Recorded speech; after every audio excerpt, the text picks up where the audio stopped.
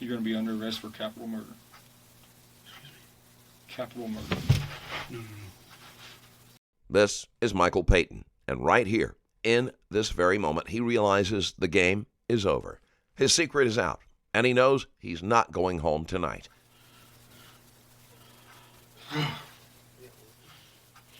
Please tell me it's not true. Your daughter is deceased. This case is a reminder. If your big plan is amnesia, you might want to forget that plan too. Let me get the person that's going to swab your hands real quick, and then we'll do that and get those handcuffs off of you, okay? Okay. You need something? I'll just sit here and wait. Okay, you need something to drink or anything? Please. Water, okay? Anything. Michael, was that quick enough for you, brother? You go by Mike or Michael? Usually Mike. Usually Mike. Okay. Can you stand up for me? I'm going to get them handcuffs off of you, okay? Mike, whenever I take these handcuffs off of you, I just need you to sit back down on the chair for me, okay? No problem.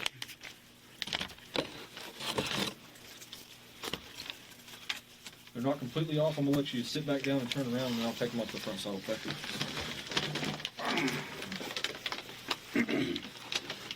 This is who I was talking about, was going to take a swab of your hands, okay? You okay with her doing that? No problem. Whatever gets me answers. What's happening? Okay. We're going to let her do this and get out of here, and then I'm all yours to answer any question you have, okay, buddy? On February 19th, 2021, Michael Paton called 911 saying, "I just killed my whole family," and that there was a fire in the master bedroom. When officers got there, they found his wife, Tamara Jo Paton, and their two kids, Kendall, 14, and Evan, 13, all dead. They arrested Michael right away and brought him in for questioning. You've got a bruise right here. Is this old? Yeah, that's a couple days old. A couple days old. Okay. Anything on the backside? No cuts or nothing like that? Do you mind if I lift your shoulder for it?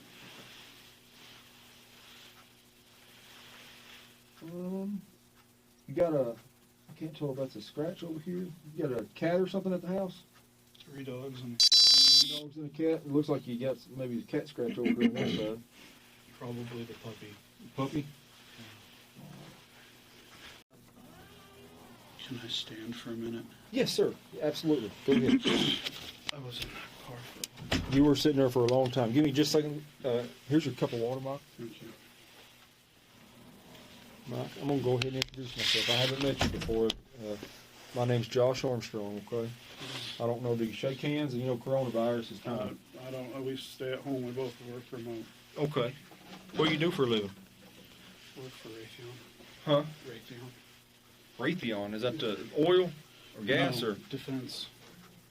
Okay, yeah, that's right.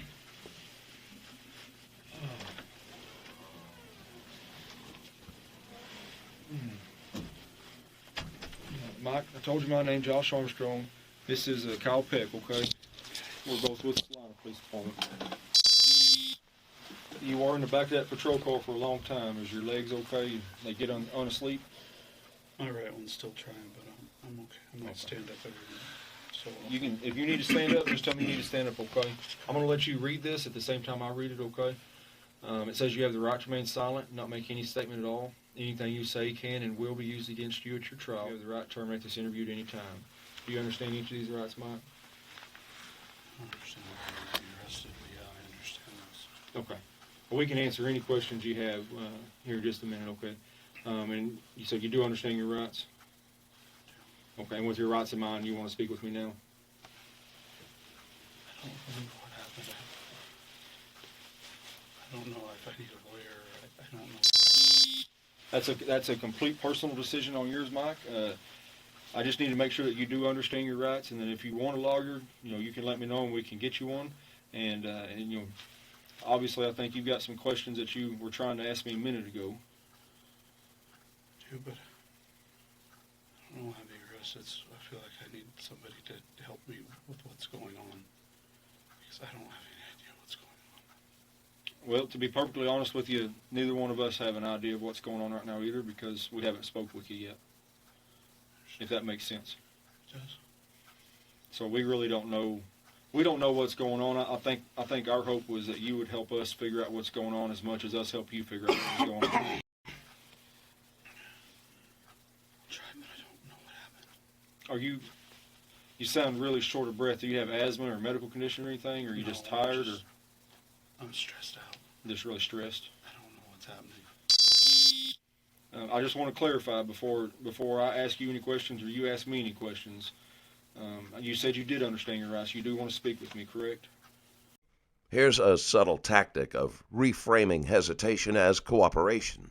It's gentle manipulation which is done through rhythm and reassurance. Start, but I don't know if I start getting overwhelmed. I want somebody to. You can stop the interview at any time. Okay. What was your question? You were trying to ask me some questions when we were coming up the stairway.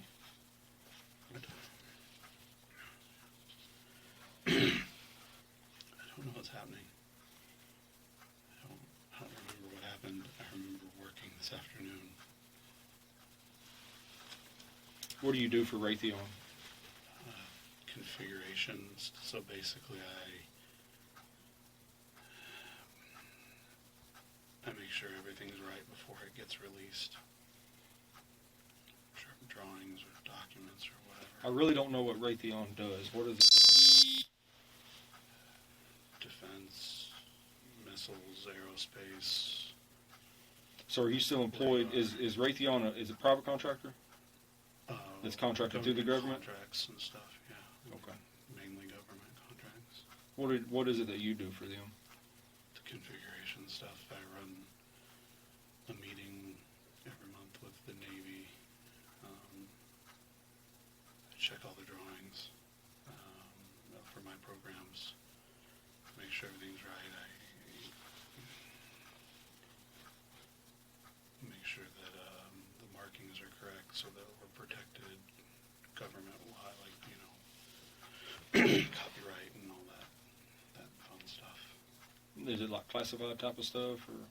No, I have my classified, or I've been cleared classified, but I don't work on a classified program currently. Okay.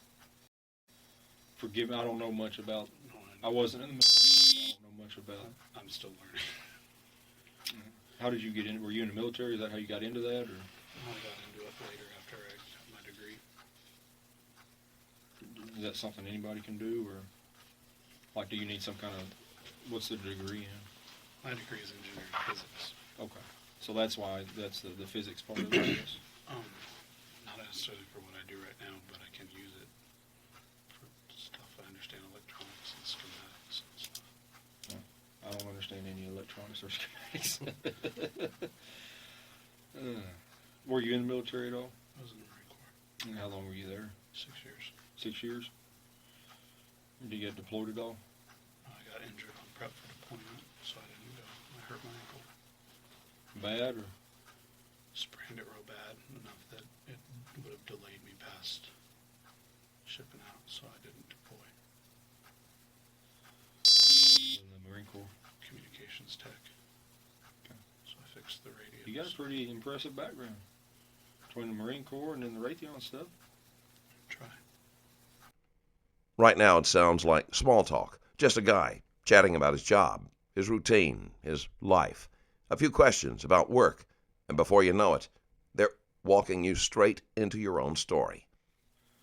Well, tell me a little bit. I don't know anything about you, Michael. I'm trying to piece together the puzzle. I think the same way you are. Tell me a little bit about yourself. Like, what do you like doing? What's your family like? And who, I mean.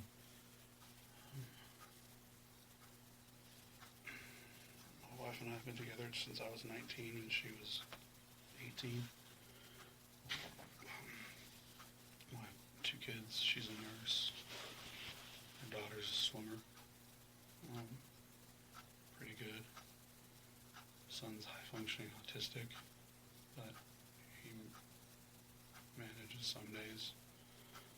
Other days that or all doesn't help. I like music. You collect vinyl? A lot of it? I just started not too long ago, probably 2 years ago. How much do you think you got? 40, 50 albums. Oh, okay. I'm not hardcore yet. Well, the only reason I know about that is my father-in-law was a radio DJ for like 34, 40 years, a long time. And so he came to live, he needed a place to live when he moved. So he lived with us for a little bit, and he brought these wooden crates. I guess they're made specifically because they're the size of the vinyl records that fit in. He probably had like 30 of these wooden crates full of vinyl records that we had to move in and then move out. And you know how moving goes. But so he had a huge vinyl collection, but I think he's dwindled his down now. I mean, like music, I like hanging out with my kids. I've been binge watching a TV show lately. Just on Netflix. We'll do an episode or two. What show is it? Supernatural. You seen Supernatural? I don't know that I've even heard of it. So we've been watching that. Play video games every once in a while, but I'm not that into it. It's just something to occupy my time. Been getting back into working out recently. Trying to better myself. You going to the gym or doing it at home? Gym, but we're working on buying something for the house. Like a home gym thing? You go in the garage? Mm-hmm. What, you said your son's high-functioning autistic. How old is your son? 13. 13. When you say high-functioning, there's so many different kinds of autism out there. What is his specific? He's anxiety. He was kind of not antisocial, but he's in busy social environments. He had a delayed learning. He didn't speak until he was like 4. And so usually, like I said, the Adderall tends to help. But some days it does and some days it doesn't. And he's very easily addicted to screens. Addicted to what? Screens like video games, his phone, Yeah. stuff like that. He does taekwondo. He seems to enjoy that. That gives him some structure. Focus. Yeah. It gives him something like specific movements, and he's able to practice it. And He's still talking about his wife and kids like they're alive, like they're waiting for him back home. That disconnect is guilt fighting to stay buried. How old was your daughter? I don't know what's- How old is she? You said she does some swimming stuff. yeah, she is 14. What does she do swimming-wise? All the strokes. Hmm. Why did you say? I'm just trying to learn who your family is. I don't know anything about them. You said how old she was. I don't know why I said that. I just trying to figure out about your family. I was really trying to figure about you and She swims whatever events, and the meets are open, and you schedule whatever events that you want the kids to swim. It's not structured. I mean, sometimes the coaches will say, "I want you in this event." like the different strokes and like Michael Phelps kind of stuff, like the butterfly and all that stuff. Yeah, there's only 4 strokes.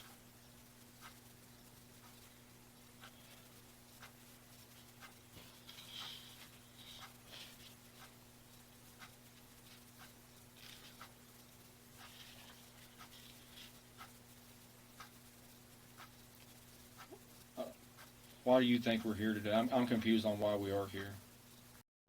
The small talk ends here. Now they're going to be talking about what really happened inside that burning house. You don't remember anything from today? All I can think of is the other day, my wife was, we've been working lately. We've been struggling a little bit. I've been trying to work on it. I was going to counseling. I haven't been in a few weeks, but I've been going to counseling, and been struggling. Saturday night, she had one of the guns and was saying that her only way out. Say that one more time. She said the only way out was to basically herself, and I wouldn't leave the room. And I wouldn't leave her alone. And I kept trying to get the gun away from her. And after about 2 hours, I got it away from her. But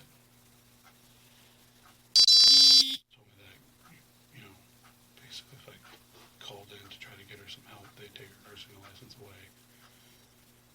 I didn't know what to do. Her best friend came over, and she ended up staying the night. Maybe that was Sunday night, because she was there all day Monday when we were working. And I've been watching. I've been afraid that she was going to hurt herself. I hit the guns, and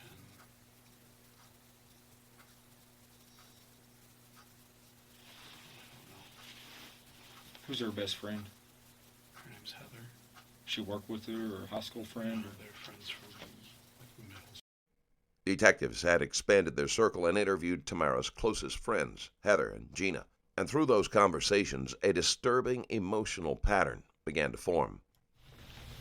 Josh Armstrong. This is my sergeant, Paul Paton.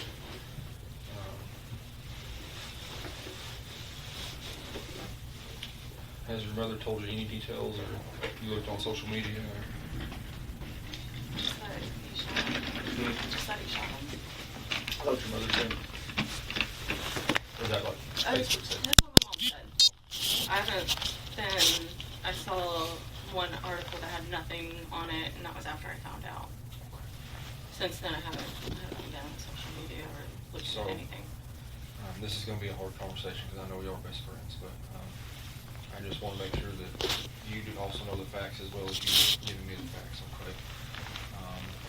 He did shoot them, all three of them, and he's been arrested. He's in jail.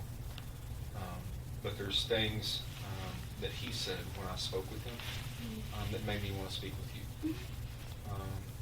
And from what I understand with your mother, I talked to her a little bit last night, and it sounded like she actually knew a little bit of the information. I guess maybe you had been kind of keeping her in the loop on what was going on with them, and I guess they've been having some marital problems and stuff like that. Yeah.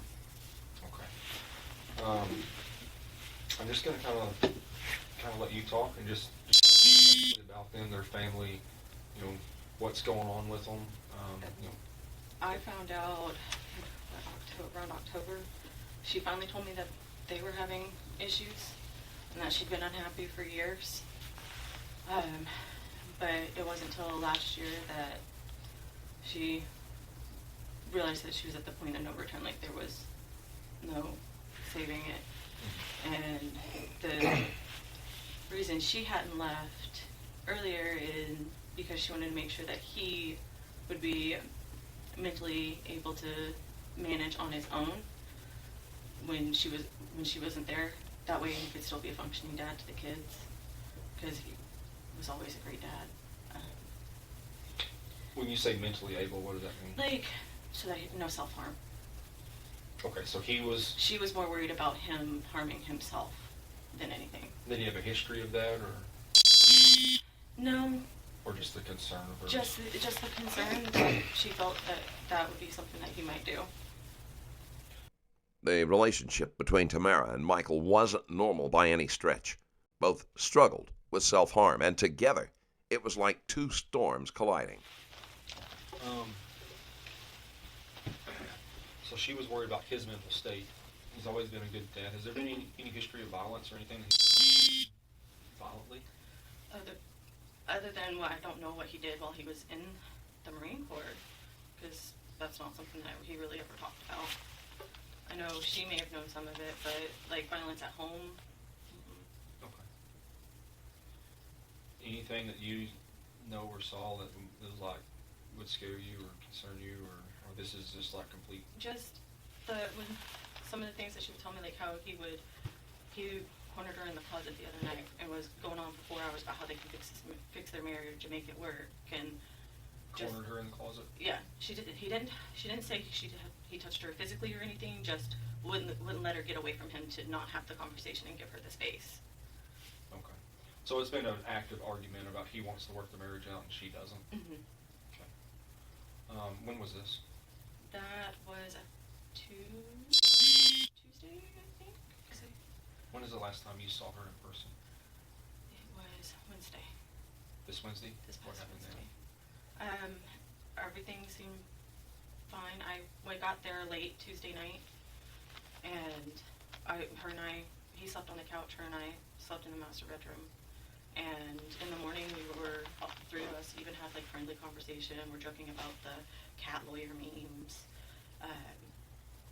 and doing that. And it was a pretty normal morning. He made us coffee, and everything seemed stable. At least, like there was nothing that was telling me that there's a huge red flag. Was there a specific reason that you went and stayed the night over there, or? Because he had cornered her and wouldn't give her space, and I typically I'm usually a good buffer. Okay. And it gave her the space she needed. And when I got there, you could tell she'd been crying all day. Her eyes were beyond puffy. They would practically be swollen shut. They were so puffy. If you need a third party to communicate in a relationship, or if you're begging for space and not getting any, that's something too close to hostage negotiation. Now on my Patreon, watch the interrogation of a father accused of killing his baby. The detective snaps and starts hitting him on camera. See the full video at patreon.com/strangerStoriesPlus. I'm sure you're aware we're going to have a tough conversation, so you better sit down. Okay. You here by yourself?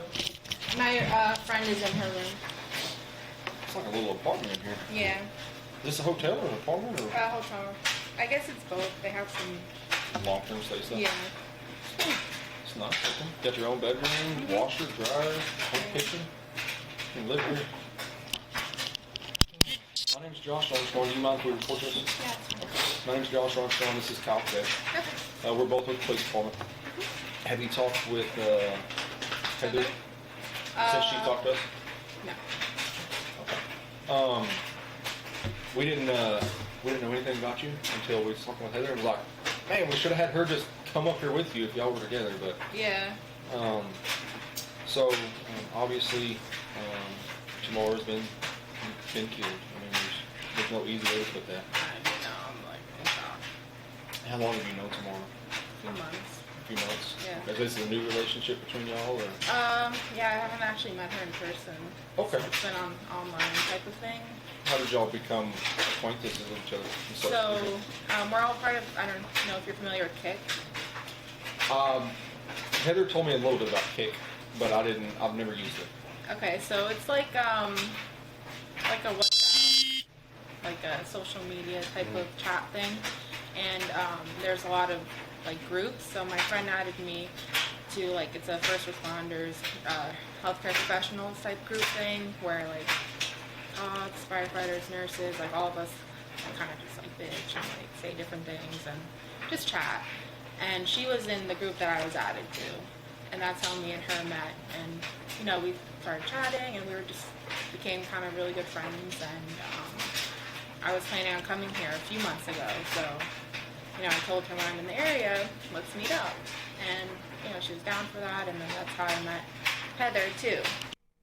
Gina, who's a nurse, had just been through the whole COVID chaos. After the vaccine rollout, she just wanted a breather and a short trip to meet her online friend Tamara. But instead of a peaceful vacation, she discovered that her friend is dead. That helps us a lot, kind of understand the relationship and how y'all know each other and stuff like that. Yeah. The specific reason why we wanted to come talk with you is because I guess Tamara, but y'all don't call her Tamara. TJ, Mara. TJ. TJ messaged you. Y'all were messaging back and forth last time. Yeah. So that's why we specifically wanted to talk to you and see. Yeah. What do you know about TJ, her marriage, her relationship? Yeah. Is there any insight that you can tell us that maybe? Sure. Can I get my phone? Absolutely. So, okay, do you want me to tell you what I know about her first and then? Yeah, that's fine. Okay. So, I mean, I don't even know it's online, like, we get kind of personal in these groups just because we're all going through a lot right now as first responders and healthcare professionals, so we kind of use it as a venting tool, but we all kind of remain anonymous at the same time. So, like, we don't put our real names on this app or, like, any personal information. But because I've been talking to her so long, you know, I felt comfortable kind of breaking that seal, I guess, per se, with her. And I've only done that with a couple of people from this app. And so, you know, we've talked a lot, you know, from the group, like every day almost. We had like a girls group with nurses that, she talked about guys, she talked about her marriage a few times. And then,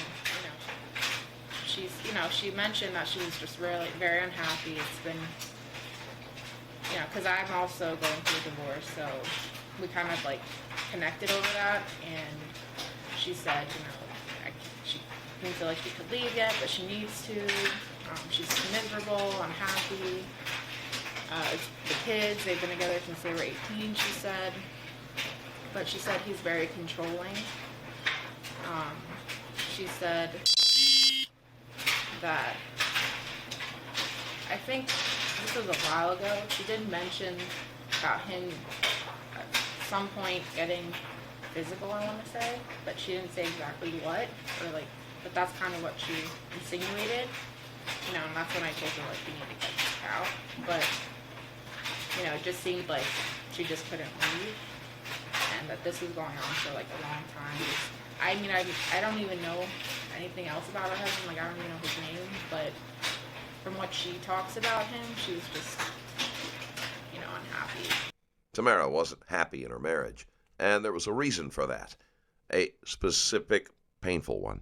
I think would be relevant. Just him not giving her a break. She felt like she was being babysitted because he was always hovering, always around. She would go to the closet to do something, he'd be right there. If she went to the bedroom, he'd follow her to the bedroom, and he was driving her up the wall just because she couldn't.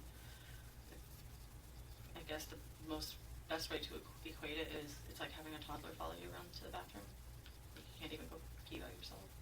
I know that because I have two small children, and they don't let me go to the bathroom alone. I'll shut the door, and I'm like, oh, I'm alone. 2 seconds later, big mom. Yeah, just anything that gives you that feeling in your gut that something ain't right. Tamara had emotionally checked out, but Michael couldn't or wouldn't accept that reality. He interpreted her withdrawal as a challenge instead of a conclusion, and that denial or inability to release control is a very volatile affair that can easily become lethal. Today's Friday. Okay. So last Sunday night this still happened. Did you end up ever contacting anybody, or you just kind of let the friend kind of... Let the friend, I've been talking to her. She was doing better throughout. She was talking to me, kind of opening up, and thought we were doing better. And she agreed that she'd do couples counseling with me. And so I said that, she's been waffling on it back and forth for about a month. She agreed she'd go. Told me I might not like all her answers, but that she would go because I thought it was important. And so I was going to look into, that was... Okay. And so you said you hid the guns? Where'd you hide those at? I had one of them was up in my office that I didn't use it this week, but I've been using it for a few months in the extra bedroom upstairs. And it was up there. And then the other one was, I had it in a bag. I was planning on putting them in my truck and trying to find a friend to take them to for a little while until it all blew over, and I felt like she was better. How many guns do y'all have? 2. Are they both handguns or rifles? So It's both handguns. Do you know what they are? there's a Walther, it's a 22, and a 9mm Springfield. Springfield. I used to have a Springfield 9mm. I traded it for a Glock. I never liked Glocks. I didn't like them until I started carrying them. I learned to love them. So it was a transfer, but they're very, very simple to use and operate and take down and clean and interchange parts and all that stuff. So I switched everything over and got rid of my Springfield. See, Michael might have been very intelligent, but emotionally he was blind. He didn't see that his wife had already moved on. And that push-pull between wanting to stay and wanting to leave destroyed everything in its path, including their kids. Is there anything about Tamara did she have any issues? Was she ever violent with him? Did she ever, she never, was physically abusive to him that you know of or anything No. like that? Any kind of physical abuse or any kind of abuse at all that you know that would be stemming around the children? Were the children ever Not involved that. in anything? Everything from the kids, and they hadn't even told the kids they were having issues. And she was ready to, they were supposed to sit down and tell the kids, but then his dad ended up in the ER and they went to Colorado for a week, and so they didn't get to talk to the kids. And then it was just one thing after another, and they still hadn't had a chance to tell the kids that they were having issues. But any kind of violence or abuse, none that I am aware of. Okay. The saddest part of this case is what happened to the kids, who had nothing to do with any of this and were dragged into their emotional storm. We don't even know much about them, but what we do know is they didn't deserve this ending. Is there, has Tamara ever had any kind of anxiety, depression, things of that nature? Other than everything going on with Mike the past month or so, yeah, it's been taking a toll on her mentally, because he was always around, and she never got time for herself, like just time to be alone, per se. And so I know that was causing her to be a little depressed, Obviously. but like a history of it, no. I asked you if Mike had any history that you knew of suicidal thoughts and stuff like that. Did she have any kind of history of suicidal thoughts or Not actions? till What happened this past Tuesday? when he wouldn't leave her alone. She wanted out. What happened then? She didn't do it. I came over and wouldn't let her talk to her, and told her, I was like, this is what you want to do.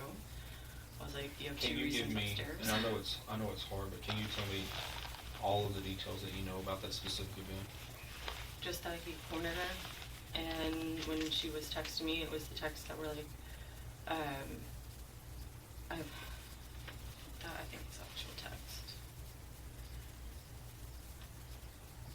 It was very vague and ambiguous, but when I was a teenager, I had thought about suicide too, and so just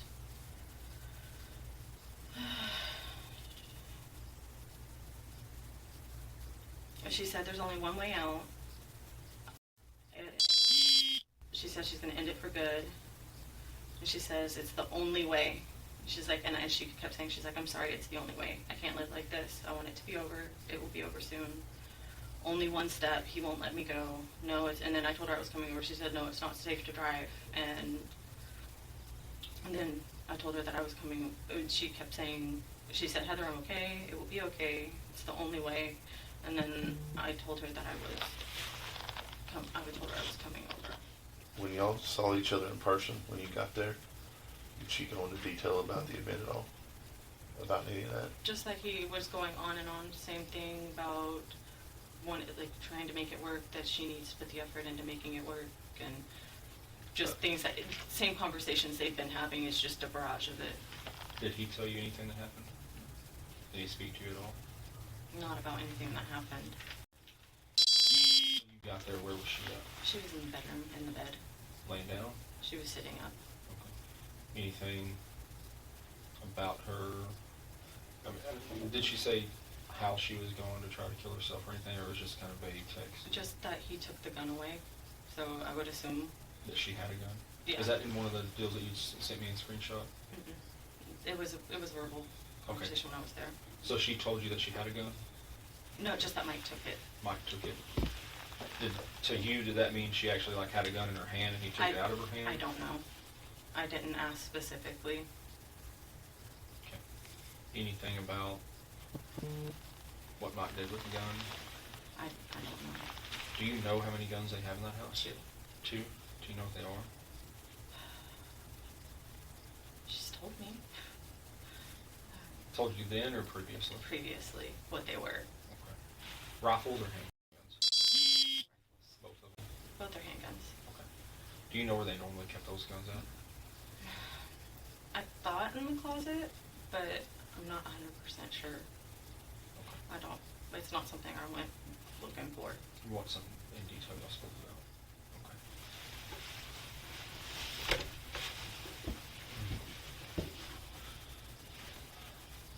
I want you to understand what I'm asking, because I know some questions that I'm asking. I don't want you to read too far into it. No. I'm not insinuating that she killed herself or anything like that. I just have to ask certain questions of you because you were there for that event. And I want to make sure that we have the whole picture, so that the way criminal cases work, it's either a plea deal or it goes to trial.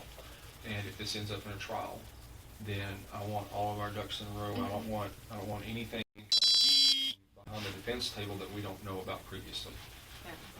And so don't think that we're trying to insinuate anything like that. We just want to make sure that we have all of our stuff lined out and we have it very accurate, so that there's no surprises and we can do the absolute best job to get justice for her.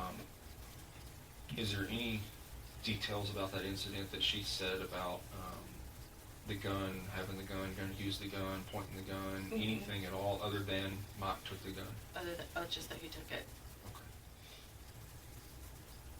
So she's actually texting you while she's in the closet? No. It says been begging. Oh, yeah. Been begging for 15 minutes to let me go, and you responded back, he won't let you go. He has made that. Well, no, saying that he's not willing to give up on the marriage. Okay, this is not talking specifically about the closet, just Right. talking about the marriage in Yes, general. yes. Okay. Detectives needed to confirm if Heather knew more. And the weirdest detail was that Tamara was hiding inside a closet just to get away from Michael. Not because he was threatening her physically, but because of the obsession. He kept repeating that Tamara was his soulmate, the love of his life. He just couldn't quit. On one hand, it's heartbreaking when one person moves on and the other can't. But on the other hand, it's terrifying. Because when someone refuses to let go, love becomes something a lot darker. Has your wife ever had any suicidal stuff prior to this week? A couple of years ago, she had thoughts of it. But we worked through it. We worked through it. Worked through it. Has she ever had any kind of a medical treatment for it or anything like that? She just started opening up about when she was in maybe middle school or high school. She went to counseling. Just recently told me that she was abused when she was a kid. Okay. And that's why she's been not wanting to go to therapy with me, because she didn't like the experience. Physical abuse or sexual abuse? Sexual, from what she's told me.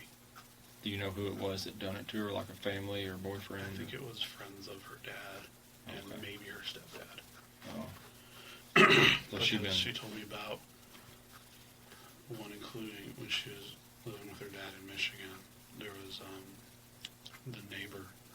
She was babysitting and woke up to him over her, and there was other ones that she didn't tell me about, but she told me that there was. Oh, so it's like not just one thing, or not just one person, kind of multiple. No, it was more than Okay. one. And so she's struggled with that before, and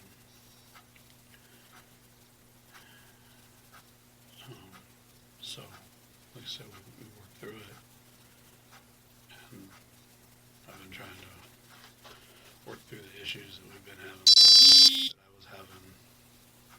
I've never been great with sharing my emotions, and that's why I went to counseling, trying to be a better husband, a better dad. I've been able to reconnect with my kids a lot. Like, we have a lot more conversations, and daughter opens up to me a lot more.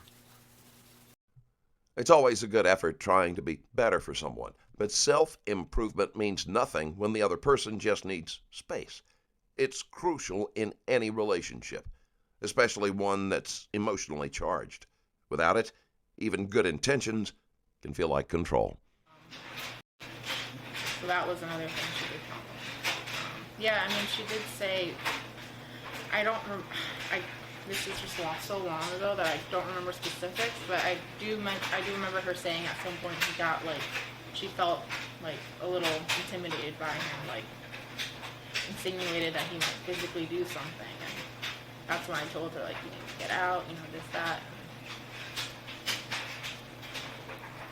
Has she ever had any events where she's had mental breakdowns and or tried to harm herself or anything of that incident or that she's that you know about? She did not.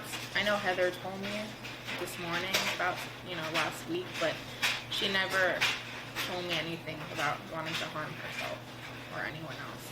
Was that before Heather come and spoke with us? Yes, that was before. Yeah, I haven't spoken to her since she called me from her station. I just texted her the room number, but I mean, there were times where she told me she was crying, you know, because she was upset that she got in a fight. She's intimidated by him.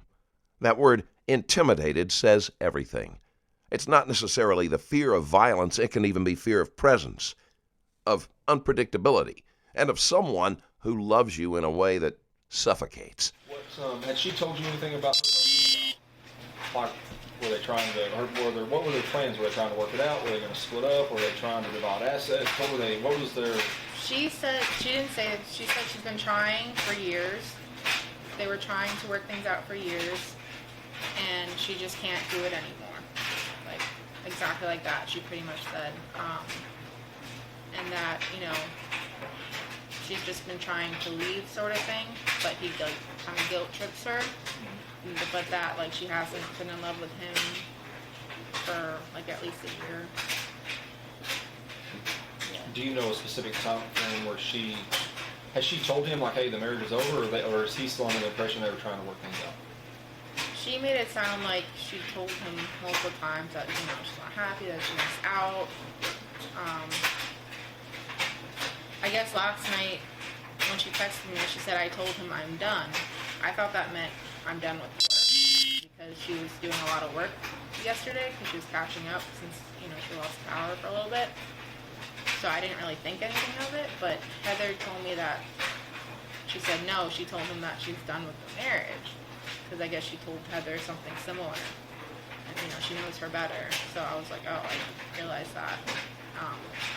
She had texted me, so she wasn't sure if she would be able to come out tonight because of all the work she had to do. And then, you know, I said, no problem. You know, we ended up pushing the reservation out. So she said, you know, she would come. She's like, you know, I'm going to come, blah, blah, blah. I just got out of the shower. I might be late, but I'll be there. Talking about last night? Yeah. And then she said, I'll text you when I leave. I said, okay. Whether Tamara explicitly said, it's over, doesn't even matter. The emotional reality was that the relationship was already dead. Have you ever read the book 5 Love Languages? I think I've heard of it. I think I found it on a website. I think I found a quiz for it, and then she and I actually took it a week or two ago. Okay, so recent then. What was her love language?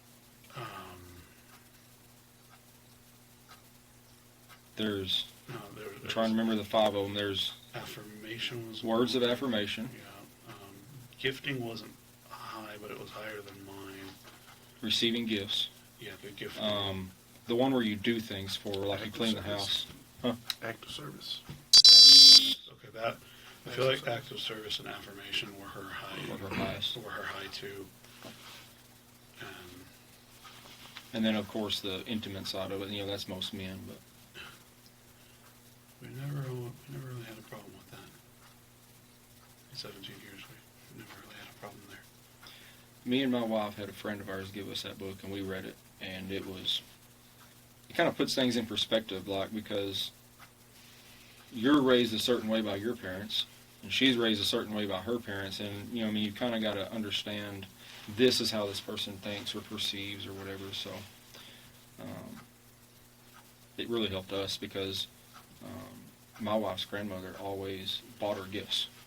Like they never said I love you. They didn't come up and give you a hug. You know, they just, like, their way of showing love was, you know, hey, here's a birthday present, or here's a gift, or here's this. And so that's how she grew up. And so, you know, it kind of opened my eyes a little bit on, okay, let me see things from her perspective instead of mine. look into some books and workbooks and stuff with me. We had a friend who, from high school, and she got divorced not long ago, and I asked her, what do you wish you did differently? And she said that she wished she would have done that, and she was telling me that some of her church groups were not overly religious, but she was telling me, like, the church has a lot of resources. And Now, look at the detective here. This guy knows what he's doing. He's using personal stories as emotional bridges. With a first-time offender, especially those tied to family crimes, like Michael, who's not a career criminal, guilt is buried under emotion. And emotion is what you have to reach to get to the truth. And there's something really interesting about the setup here. The detective sits slightly angled, not facing Michael directly, possibly a nonverbal cue of, I'm not here to attack you. It is even effective in making Michael feel less watched and less cornered. Well, Mike, can you just walk me through what you do remember from today, and that way we can kind of try to piece together why we're here today? I remember working. I remember talking to one of my coworkers, probably 4. I think I took a shower. And I came back down. The wife and I were talking about wanting to buy a new mattress. The one we have is too soft. It dips really bad in the middle. And I don't remember. Is it normal for you not to remember your day? No. You feel It like happened the other night.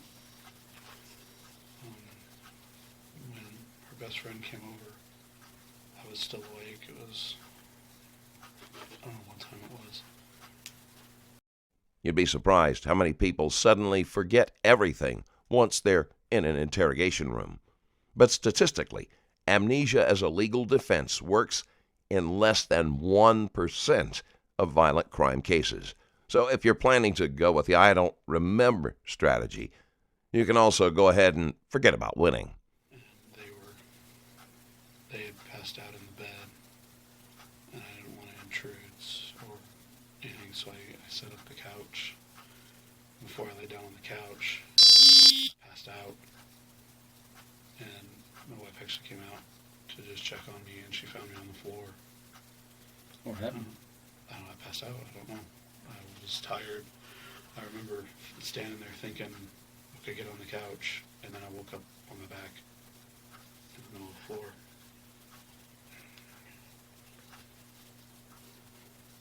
You said a minute ago you had them scratches on your back. You said you had how many dogs?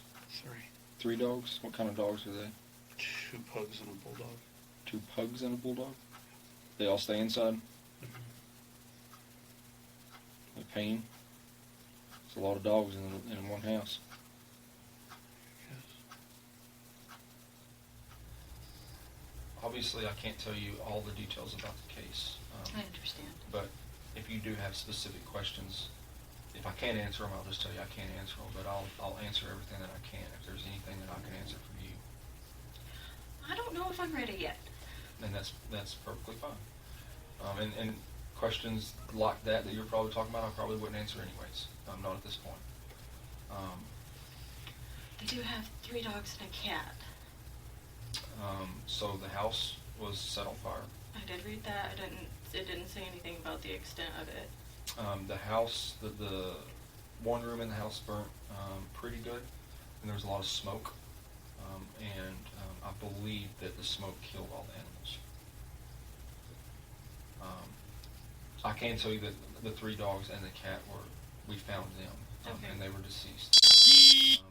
But if there was additional ones, those No, that was it. I believe 2 pugs, 2 pugs, a pit, an English or bulldog, bulldog, and then a cat. Okay. Even the family pets weren't spared. By the time the animals were found dead, the relationship had been lifeless for months. Tamara had asked him to focus on himself, but instead of self-reflection, he chose self-destruction and took everyone down with him. I'm sorry, I'm having trouble focusing. Why do you think you're having trouble focusing, or why do you think you can't remember stuff from today? It's not, you asked me, I have trouble remembering stuff, and it's not that I do all the time. I do sometimes. I had a really bad concussion in high school, and so my short-term to long-term memory isn't always there. That's one of the areas that pissed my wife off, was that we'd talk and I wouldn't necessarily remember it an hour later, and I didn't want to reiterate go over the conversation.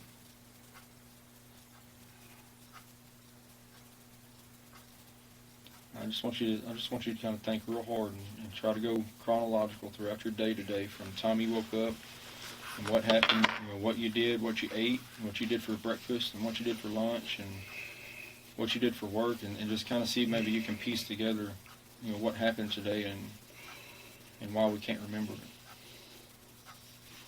You remember what you ate for breakfast? I didn't. No breakfast at all? I had toast at about 11. 11. Did you eat anything for lunch, or was that your lunch, the toast? I don't remember. Did you eat anything for dinner tonight? I don't think so. I don't know. He remembers everything except the actual crime, every detail, except the one that matters. You can't forget murder and remember breakfast, and that's exactly what's going to drown his defense, because memory loss isn't believable when it's selectively convenient.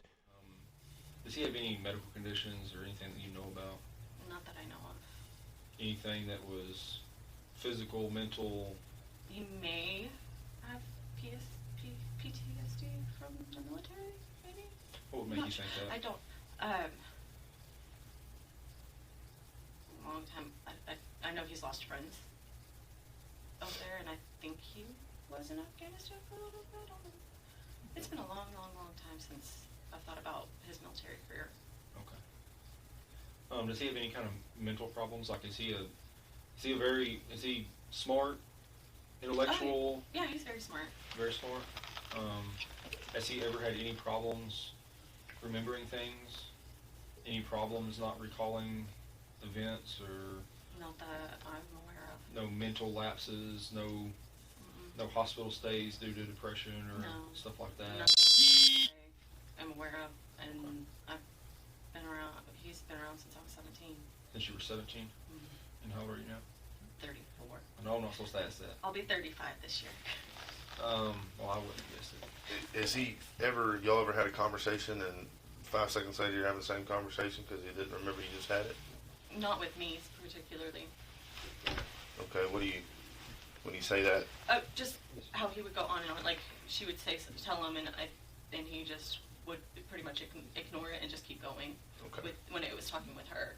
With other regular conversations that we've all been around, he's never had any issues remembering. Sometimes he'll remember stuff, and I'm like, oh, I couldn't even remember. Okay.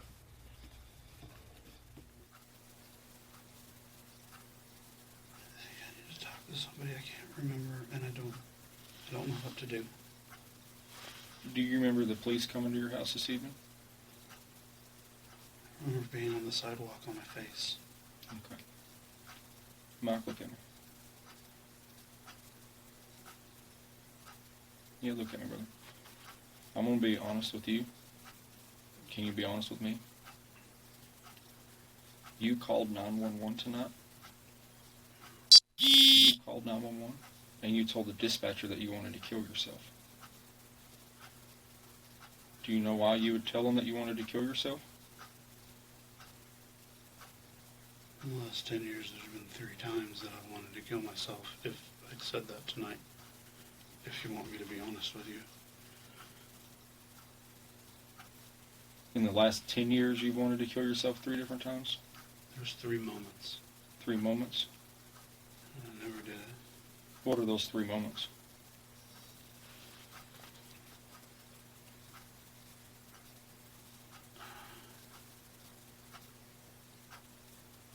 One of them I got, before I went back to school, I got screwed over. Boss. Everything had been going really good. see it coming. I didn't protect myself. And I failed my wife. I failed the kids. And we were in a really bad place as far as financials go. And I wasn't doing well coping with it. It was a hit to me. And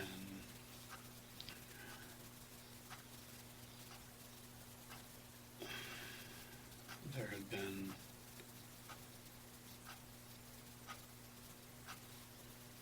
rumors that my wife had slept with a coworker. She told me it wasn't true, but it was just another piece. Something else to add some stress. Now, there were rumors that Tamara might have been getting close to a coworker. We don't know if it was an actual affair, but what we do know is this. I don't know how much Heather told you about the kind of online thing she had going on with Dan, who's, you know, I also was friends with from the app as well. We kind of were all in the same group. So I don't recall any other stories other than that. Any specific events about violence, him being physically abusive or harmful to her, or her being physically abusive or harmful to him, or anything like that? I do remember her saying once that she was crying all day because they were fighting, I guess. Oh, I do remember something actually. The husband left the iPad in her room one night and heard her on the phone with Dan. Like, I guess further, you know, recorded the whole conversation without her knowing. And then she found out afterwards when he was sleepover. And she said he could only listen to like the first like a minute or two, and then he had to shut it off. How long ago was this? Maybe a month. Maybe more than a month, like 2 months ago. Maybe. Something like that. And then she had that thing going on with Dan, you know, which was like really intense, even though they never met. Like, it seemed like they were really, really close. When you say She loved- intense, the intense in the aspect of, Like, she told me she was like in love with him. You know, she wanted to be with him like one day, but then at the same time she knew it was not realistic. They were just really, really close. Like, she made it sound like they were in love, type of thing. did Dan know all of her stuff too, like with the husband and the problems and stuff like that, or did she keep that stuff away from him? Yeah, I think she definitely said it. So he sent me it because I had to break the news to him this morning. He lives in Costa Rica, and I guess he's on like his mountain house where the Wi-Fi is not good, so we couldn't talk on the phone. So we've been, you know, texting. He sent me screenshots of the last conversation, you know, them talking, which was like a minute before me and her texted last. And it sounded like she was talking about him, the husband.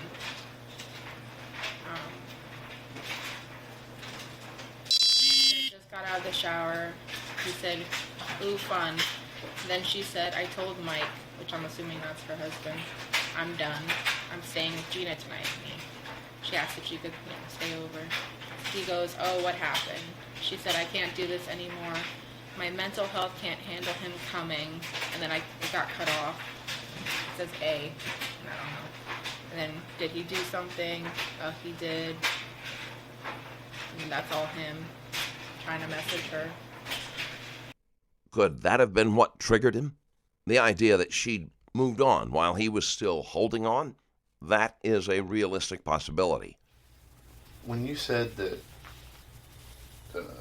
she wanted him to fix himself first, work on himself first, what does she mean by that? Their communication was lacking. He didn't express his emotions well. Okay. He kind of just needed to. He kicked her, like, emotionally kicked her out and wasn't letting her back in, and he needed to focus on that. Okay. As as far as you know, was there anything, do you know, I'm not trying to talk ill about your friend, I gotta ask, Yeah. is there any, she cheating on him, anything, seeing anybody else? He knew it was a online affair, per se, because he lives in Costa Rica. She knew it was nothing that would ever physically happen. Okay. But he knew that she was having this online affair with this Since guy? October, he knew. He found out before I did. So he found out October of 2020? Just past October. When did it when was it ended? No, she told him that she wasn't ending it. Oh, okay. That a while ago. So she was still currently talking to this old boy? In Costa And Rica. she, And he knew? and he, oh yeah, he knew. How did you find out? She said his name in her sleep. She said, okay. And then I guess he just confronted her about it, or? He asked her who that was, and she wasn't going to lie to him, so she told him. I'm guessing you have no idea how to get in contact with this old boy in Costa Rica. What do you need to know? Well, hell yeah. All right. What's his name? His name's Dan. Dan? Last name I don't have. Do you know how Okay. they communicated? They primarily did on Kik and Snapchat. Dan. You know, is No there a last. phone number to I don't reach have him? a phone number. I can reach him on Snapchat, and that's about it. Do you have him on your Snapchat? I do. Will you go to his profile and screenshot his username? It means I'm gonna have to open the Snap, and I don't want to open it. Yeah, because he was worried about her, and I'm sure he already knows. Do you want us to open it? No, it only says he's so worried. Okay. No. But if he already knew about it, does the motive still hold? That's the question detectives needed answered. If you're into clean designs with a criminal twist, you want to check out Once Live right now on strangerlabel.com. From heavyweight t-shirts and hoodies to tank tops and sweatshirts, it's all made for fans of mystery, suspense, and everything in between. Take a minute, browse over at strangerlabel.com, and let's get back to the case. I know she said that they used to have like an open marriage, They used to have an open marriage? where she did say a story once where, I guess she was over another man's house and, the wife of the guy walked in on them, and then their kids swam together, so when she saw Mara's husband at the swimming pool, she went up to him and like told him what she saw, and I guess he said, yeah, I know, I have the pictures, want to see them, or like something like that. Like he already knew about it, so she made it sound like they had like kind of an open marriage type thing at some point. I'm not really sure if that was still the case now, or how long ago that was, but that was the story she did mention once about him. Other than that he was controlling, because I had a recent experience with someone controlling, so that's when she kind of opened up about her marriage a little bit, that he was really controlling and this and that, and always wants to be with her,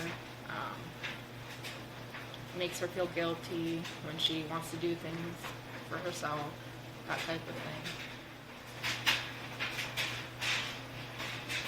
Any reason to believe this dude's lying about who he is, or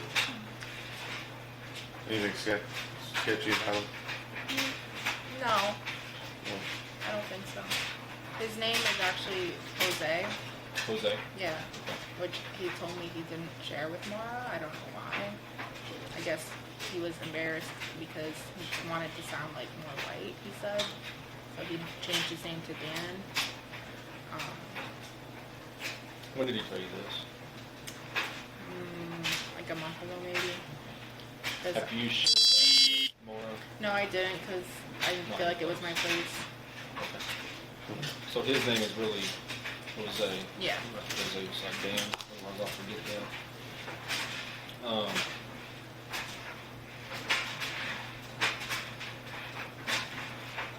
Was there, I know this may seem silly, but I'm just trying to get a Yeah, clear whatever picture. you need.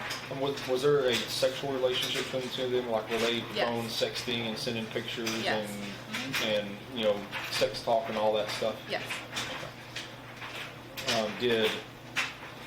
And you may not know the answer to this question because you and Mara haven't like met in person or whatever, but did Mara's husband know that side of it? Yes. From what I'm aware. That there was a sexual side of it? Yes. Did she just tell you that her husband knew about that? Or She said that he knew everything. So what? Do you call him Jose or Dan? Jose. I was going to get confusing if she showed up to dinner last night and you said Jose and she said Dan. Yeah, I know. I mentioned that. I said, you know, if I slipped by accident, sorry, but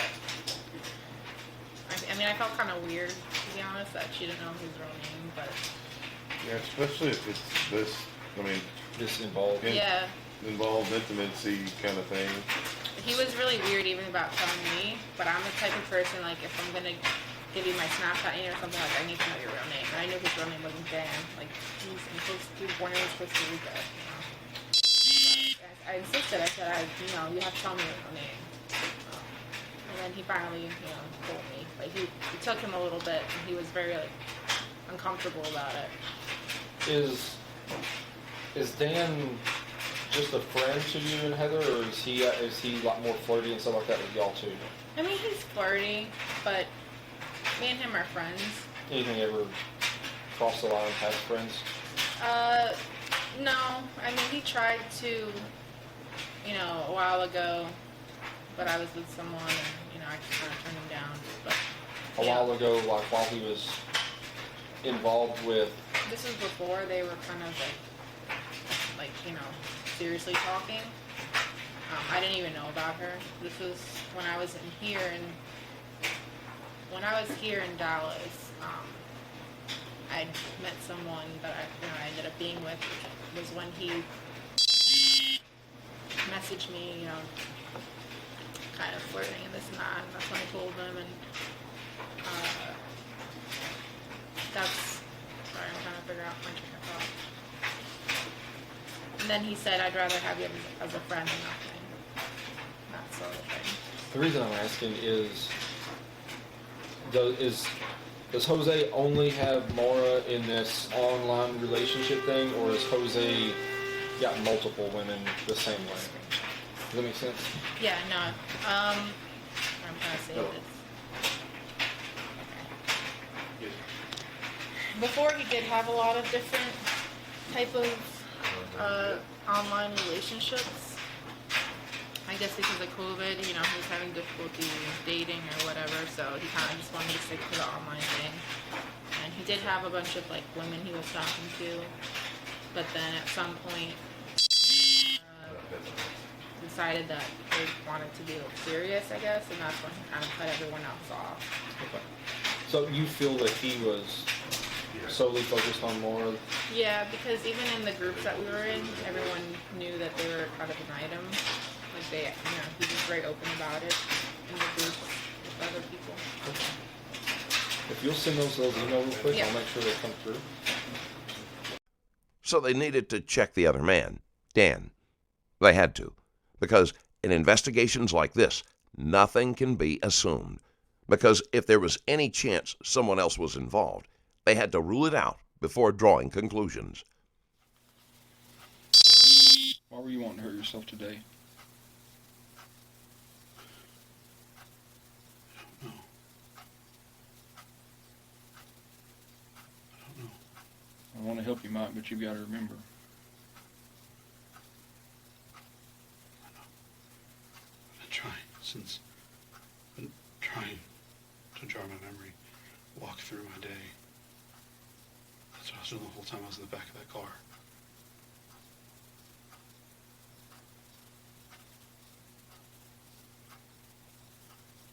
I don't know what's happening. I don't know why I'm here.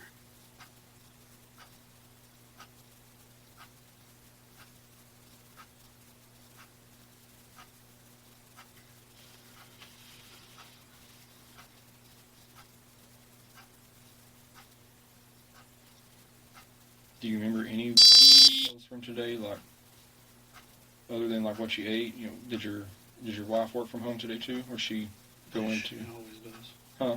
She works remote. It's Did she? Yeah, it's permanent remote for her Did she do that today? every day. What are her off days? Saturday and Sunday. Okay. So she worked today then. Yes. Today's Friday. Do y'all work in the same room or separate rooms? This week we worked in the same room, just trying to save electricity and heat and everything with what's been going on with the weather and stuff. And so we were trying to condense where we were so we didn't have to heat as much and use as much electricity. So I sat in the chair and she was on the bed. And we were being pretty playful and bantering. I remember that. We were sending her some playful texts. Sending her texts like while you're in the same room together, or? Yeah, yes, we've always done that. Yeah, just kind of keeping things fun. Well, she's, in a meeting, I can't necessarily say okay. things and stuff, so. So does she see patients? Like, is she like FaceTiming patients, or? They contract a pharmaceutical company. Okay. Well, I think we're getting a little bit further because you remember sending text messages to your wife today. So That was earlier. about what time you think that was? Early afternoon. Morning. Okay. Michael thought he was too smart. He thought he could outsmart these cops and get away with it somehow. But what kind of genius thinks killing everyone is a solution? I'm in over my head. Can I talk to a lawyer, please? One more time, sir. Can I talk to a lawyer, please? I'm in so far over my head. I don't know what's happening. Okay. That's perfectly your right to do so. So we can get you an attorney and then speak with you after you have an attorney.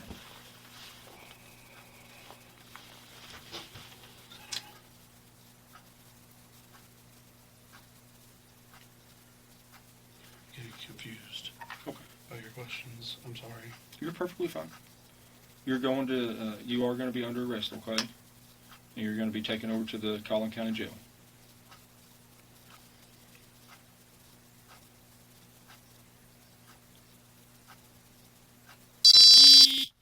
I'm under arrest. You're going to be under arrest for capital murder. Excuse me. Capital murder. No.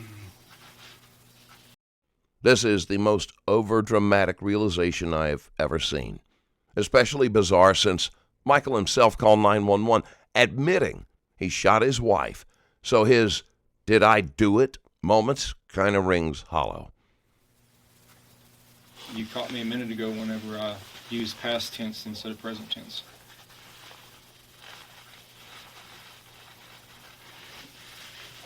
No.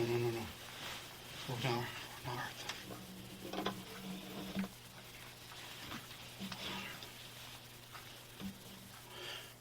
I wouldn't. Here's what I need you to do, Michael, okay? I need you to stand up and turn around and face that wall for me, okay? Stand up for me. Now he's about to throw a performance that'll give you secondhand embarrassment.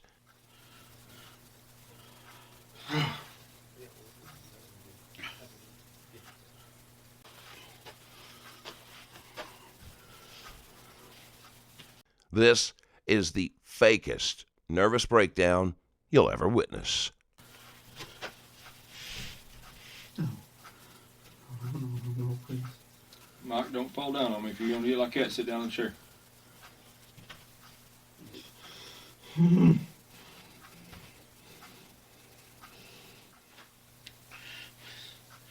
It's not true. Please tell me it's not true.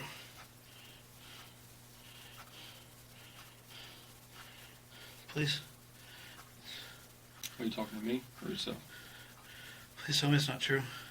Your daughter is deceased. No! I would never.